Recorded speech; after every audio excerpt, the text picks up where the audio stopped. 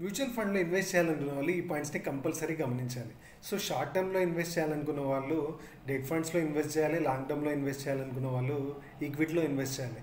కొంతమంది investment start చేసిన తర్వాత ఎమర్జెన్సీ నీడ్స్ గురించి మన ఫండ్స్ అనేది విత్డ్రా చేస్తారు. సో ఈక్విటీలో ఇన్వెస్ట్ చేసిన వాళ్ళు విత్డ్రా చేయడం వల్ల లాసెస్ని బేర్ చేయాల్సి వస్తుంది. సో ఈక్విటీలో ఇన్వెస్ట్ చేయాలనుకున్న వాళ్ళు కంపల్సరీ లాంగ్ టర్మ్లో ఇన్వెస్ట్ చేయాలి. సో మీరు ఎప్పుడైనా అమౌంట్ అవసరం అన్నట్టయితే డెట్ ఫండ్స్ నుంచి విత్డ్రా చేయాలి. సో ఎప్పుడైనా మనం ఇన్వెస్ట్మెంట్ స్టార్ట్ చేసినప్పుడు విత్ గోల్స్తో ఇన్వెస్ట్ చేయాలి. అదే కాకుండా మనము ఇన్వెస్ట్మెంట్ స్ట్రాటజీ అనేది మనకంటూ ఓన్గా ఉండాలి. ఎలా అంటే మన రిస్క్ని బేస్ చేసుకొని మన గోల్స్ని బేస్ చేసుకొని మనం ఇన్వెస్ట్మెంట్ అనేది స్టార్ట్ చేయాలి.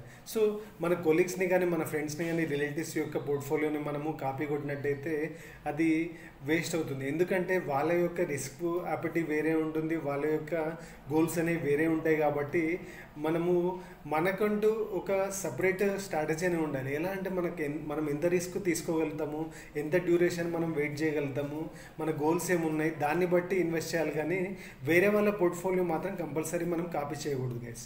Thank you.